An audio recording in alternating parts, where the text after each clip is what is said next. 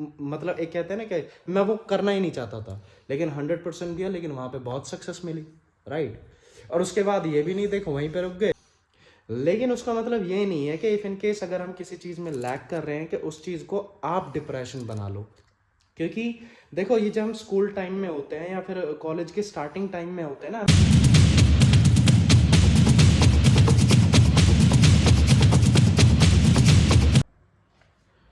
Hello दोस्तों, welcome back to the channel. स्वागत आज आपका नए ब्लॉग में। और प्रीत अभी सो रही है और मैं थोड़ा सा आज सोच रहा हूँ कि मैं हल्की हल्की सी जिम करी हूँ, क्योंकि देखो मेरे को शरीर कमज़ोर सा लग रहा है बिल्कुल।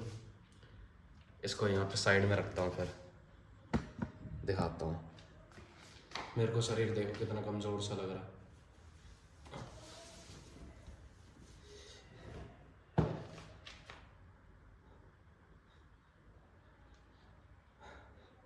कमज़ोर सा हो गया। तो आज मैं सोच रहा हूँ कि तो हल्की हल्की सी थोड़ी थोड़ी जिम मारी हूँ। जिम मतलब सिर्फ जैसे ट्रेडमिल पे चलना, और उसके बाद थोड़ा सा बहुत ही कम वेट से डंबल वगैरह, और उसके बाद आ जाऊँगा मैं घर। तो एक और बात, कल पता नहीं, कल मेरे को एक किसी आंटी ने कमेंट करा कि मतलब कि जो कोटा में जाते हैं वो तो नीट के लिए जाते हैं और अपनी नॉलेज को साफ करो। तो मैडम जी, मैं आपको बताना चाहता हूँ, चाहे कोटा में नीट या फिर जेई की तैयारी करने के लिए जाए, चाहे दिल्ली में आईएएस और आईपीएस के लिए, मेरा सिर्फ मानना था, मेरा सिर्फ बोलना ये था, इफ इन केस अगर आप किसी भी एग्ज़ाम में फेल होते हैं तो लाइफ ख़त्म नहीं होती है। बहुत सारी ज़िंदगी पड़ी होती है, बहुत सारे ऑप्शंस होते हैं, आपको हार नहीं माननी होती है। तो ये मेरा बोलने का मतलब था। बट कहते हैं ना कि दिमाग जैसा आप उतना ही कमेंट कर पाओगी, तो उसका मैंने आपको रिप्लाई दे भी दिया है, तो जाकर उसको देख लेना।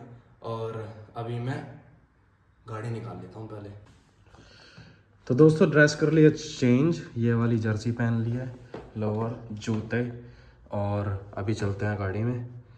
और बाल मतलब नहाया नहीं है तो ऑब्वियसली बाल कहाँ से दबाएंगे, तो इसलिए टोपी, मेरे को टोपी बढ़िया नहीं लग रही, बट स्टिल कवर अप तो है ही। चलते हैं अब। गाड़ी सुबह ही हमने बाहर खड़ी कर दी थी और चमक रही है बढ़िया झनाझन। और कहाँ गए, पिल्ले पिल्ले ना आ जाए एकदम से। कीचड़ी कीचड़ हो रही है, देखो आ गए। अब इनको देना पड़ेगा। आ जाओ आ जाओ आ जाओ, मेरे को कीचड़ो। और भाई ये पहले ना मेरे पैर पे चढ़ेंगे। हट, चल हट, पैर पे मत चढ़ियो अभी। ना ना ना, पैर पे ना, पैर पे ना।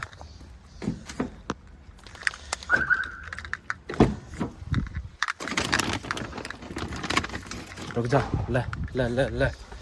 ये उछल के मतलब पैर वैर पे चढ़ जाते हैं, पजामा वजामा गंदा कर देते हैं, तो इस वजह से मेरे को जल्दी से डाल के भागना पड़ा।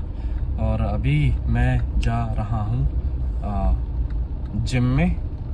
और जिम वैसे बिल्कुल पास में ही है, अब वो नहीं है जो मैं 16 सेक्टर जाता था, क्योंकि आपको बताया कि मेरी वाइफ प्रेग्नेंट है और इस टाइम पे it's my responsibility to take care of her. Take care of her बोल तो देता हूँ मैं, पर रियलिटी है यार, इस टाइम में भी उसको ही मेरा ख्याल रखना पड़ रहा है। बट एनीवे, मैंने बिल्कुल पास में ज्वाइन कर ली थी, 5 मिनट दूरी का ही रास्ता है। और इससे क्या होता है कि मैं वहाँ पे 16 सेक्टर जाता था, तो मेरा आधा घंटा जाने में, आधा घंटा आने में, और फिर एक्सरसाइज करने में बहुत ज़्यादा टाइम वेस्ट होता था, और डिस्टेंस बहुत ज़्यादा है। तो इस वजह से मैंने क्या करा कि कम से कम ये है ना, आने जाने के टाइम में मेरे जिम हो जाएगी, और मैं यहीं पे ही मतलब जो भी टाइम मेरे को बचता है उसको मैं यूटिलाइज कर लूँगा, और कम से कम पास में ही रहूँगा प्रीत के। सो अभी चलते हैं और चल के बात करते हैं।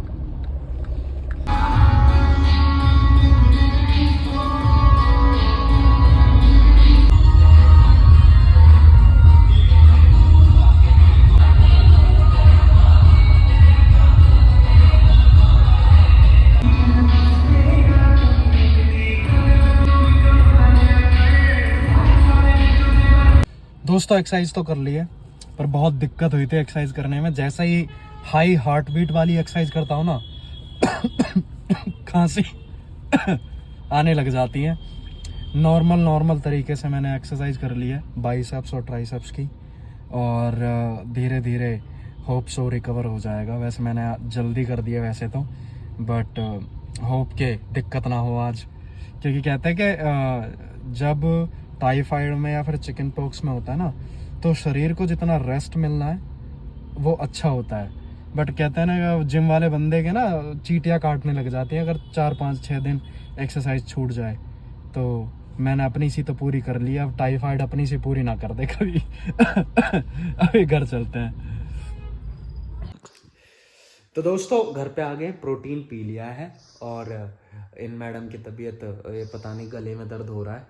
और क्या हो रहा है तुम्हारे? मुझे खुद नहीं पता, कानों में और गले में नसें खींची है, पता नहीं क्या हो रहा है, गले में दर्द सा हो रहा है।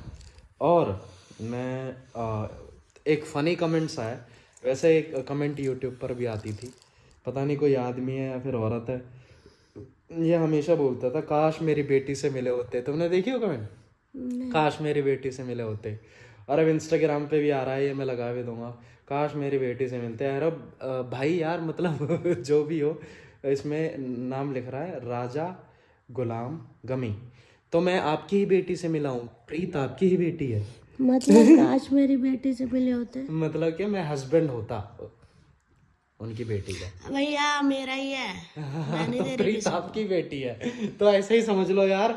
क्यों इंस्टाग्राम पे देखो, इंस्टाग्राम पहले यूट्यूब पे आती थी, मैं नोटिस करता था, बट मैंने कहा चलो ठीक है, बट अब इंस्टाग्राम पे आने लग गई ये कमेंट, काश मेरी बेटी से मिलते, आई विश आप मेरी बेटी के होते।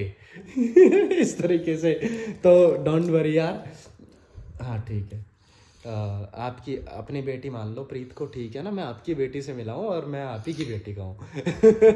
यार ये मत करो बार बार, देखो क्या। और अगर मुझे अपनी बेटी नहीं मान सकते तो अनीश को अपनी बेटी का भाई मान लो। चालाक चालाक। और दूसरा कमेंट अभी मेरे कल वाले व्लॉग पे ही आया है, मैं कह रहा था ना कि मतलब कि स्ट्रेस इतना है एजुकेशन में, बहुत ज़्यादा स्ट्रेस है।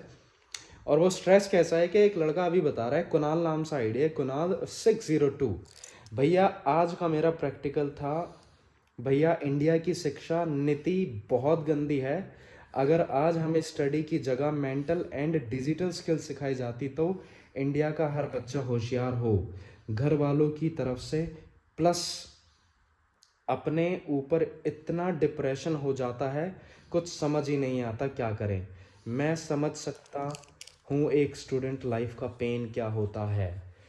देखो अब इंडिया की जो भी एजुकेशन सिस्टम है उसका तो देखो, अब एक दो बंदे अकेले मिलके तो सुधार नहीं सकते, ये बहुत सारे लोगों को पता है, और पावरफुल लोगों को पता है कि इंडिया का जो एजुकेशन सिस्टम है वो लिटरली बहुत पीछे है। लेकिन उसका मतलब ये नहीं है कि इफ इन केस अगर हम किसी चीज़ में लैक कर रहे हैं कि उस चीज़ को आप डिप्रेशन बना लो। क्योंकि देखो ये जब हम स्कूल टाइम में होते हैं या फिर कॉलेज के स्टार्टिंग टाइम में होते हैं ना, हमें महसूस होता है कि मार्क्स ही सब कुछ होते हैं या फर्स्ट आना ही सब कुछ होता है। लेकिन धीरे धीरे जब हमें पता लगता है कि हम जो चीज़ सोच रहे थे, धीरे धीरे हम जब बड़े हो जाते हैं, हमारे गोल्स भी थोड़े अलग हो जाते हैं, हम कुछ चीज़ों से अट्रैक्ट होकर गोल बना लेते हैं, और कुछ हमें किस्मत वहाँ पे पहुँचा देती है। तो वहाँ पे इन मार्क्स का, इस एजुकेशन का कोई मतलब नहीं रह जाता है, वहाँ पे सिर्फ मतलब रहता है कि आप अब जहाँ पर हो वहाँ पे खुश रहो और उसको अपना 100% देकर करो। एजुकेशन में स्ट्रेस लेने का मतलब है कि you are holding yourself back. जितना आप अपने आप को स्ट्रेस दोगे उतना ही सोच लेना कि आप बहुत पीछे हो। और जैसे मैंने कहा कि आप किसी भी एजुकेशन के लिए बने होते हो, लेट्स सपोज आप कोई भी चीज़ इंजीनियर, डॉक्टर या फिर कोई भी सिविल सर्विसेज में जाने की तैयारी कर रहे हो, अगर आप उस चीज़ के लिए बने होते हो तो आप कम पढ़ते हो और ज़्यादा समझ में आता है। और इफ इन केस आप नहीं बने होते हो तो आप बहुत ज़्यादा ज़बरदस्ती करते हो, लेकिन आपको समझ में कुछ नहीं आता है, फिर कुछ दिन बाद भूल जाते हो।